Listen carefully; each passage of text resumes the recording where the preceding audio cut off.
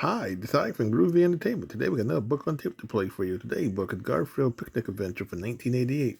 So let's get started.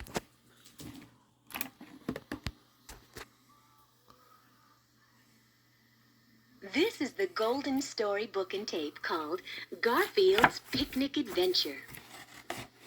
Garfield was created by Jim Davis, and the story was written by Jack C. Harris. Whenever you hear this sound, you'll know that it's time to turn the page. Now let's begin the story, I smell food. thought Garfield as he woke up from a sound sleep. He jumped up and ran to the kitchen as fast as his fat little legs could carry him. Odie was already there. So was John, who said, It's a beautiful day, so I'm packing a picnic lunch we can enjoy in the great outdoors. Oh no, Garfield said to himself. that means waiting an hour in a hot car before I get to dig into the picnic goodies. Whoops, Said John. I forgot pickles. I'll go out and buy some, but I'd better make sure you two don't sneak any food while I'm gone. John tied the picnic basket shut with a string. That ought to keep Garfield out. He said, Whoop-de-doo. thought Garfield. That itty-bitty string won't stop me. With some guidance from me, Odie will chew right through it. John tied a rope to Odie's collar and attached the other end to a doorknob. We can't have you helping Garfield break into the basket, can we? He said as he left. I've lived here too long.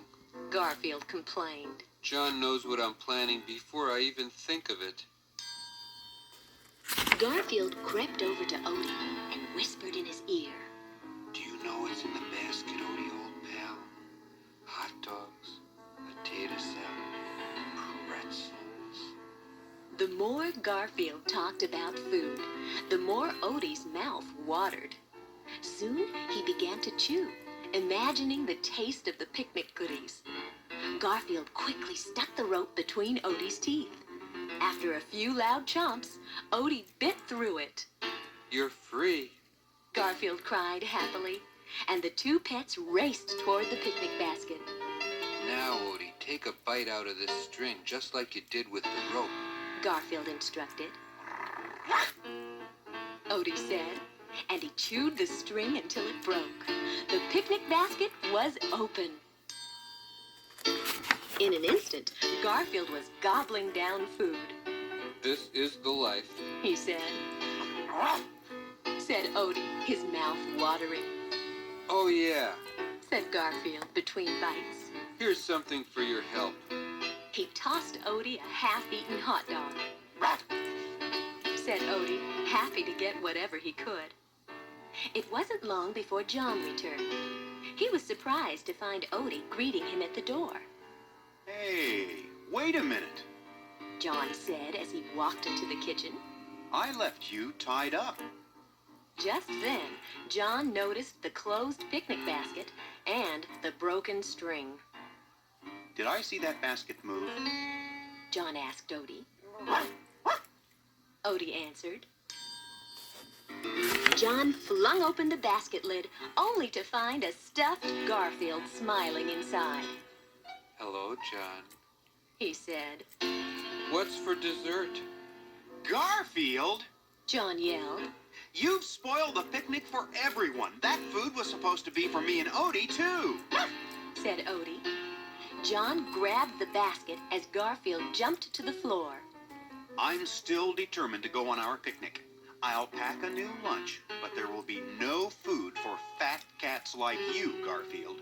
You can watch us eat. Oh no. Moaned Garfield. There's nothing I hate more than watching others eat when I can't. After an hour's ride in a hot car, they arrived at the park.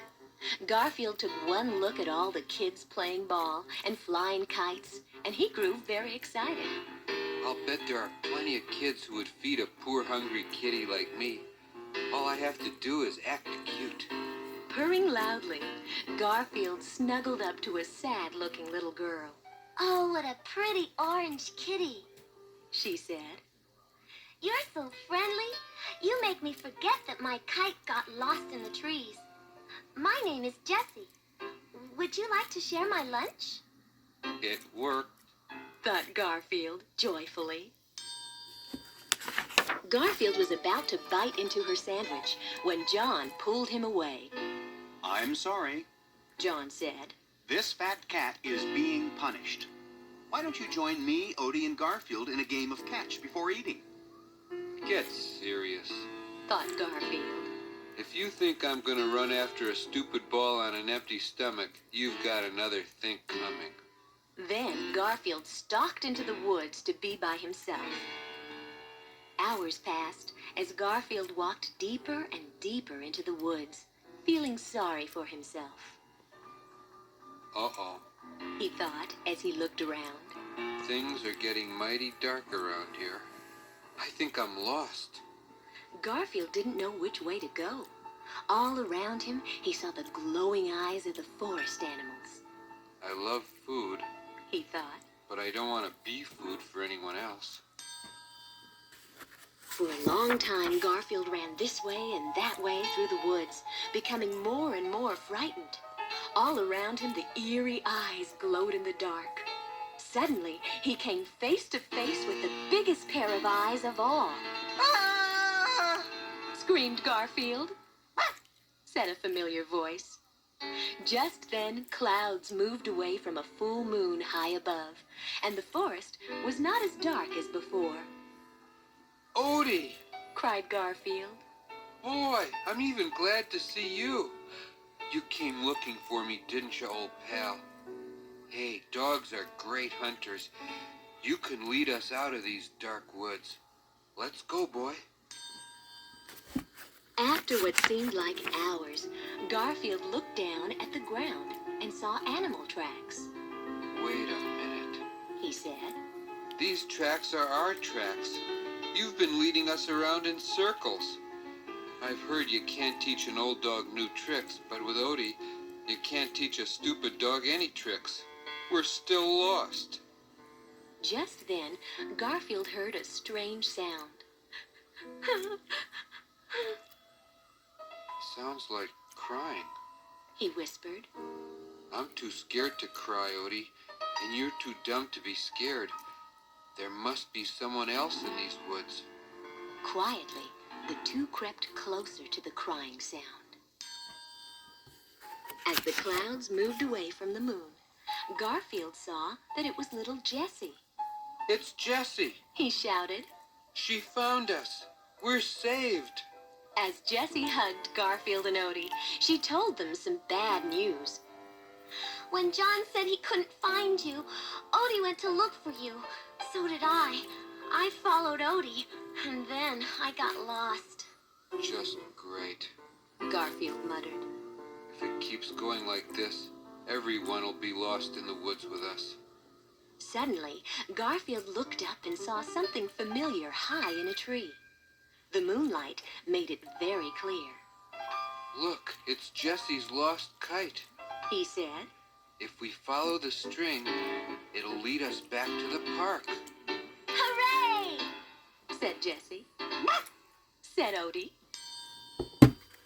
They followed the string as it wound through the trees and bushes. Soon, they came to the edge of the woods. There's the picnic grounds! Jessie shouted happily. Said Odie. There was a big crowd of people waiting at the edge of the woods. John was there too, with Jessie's parents.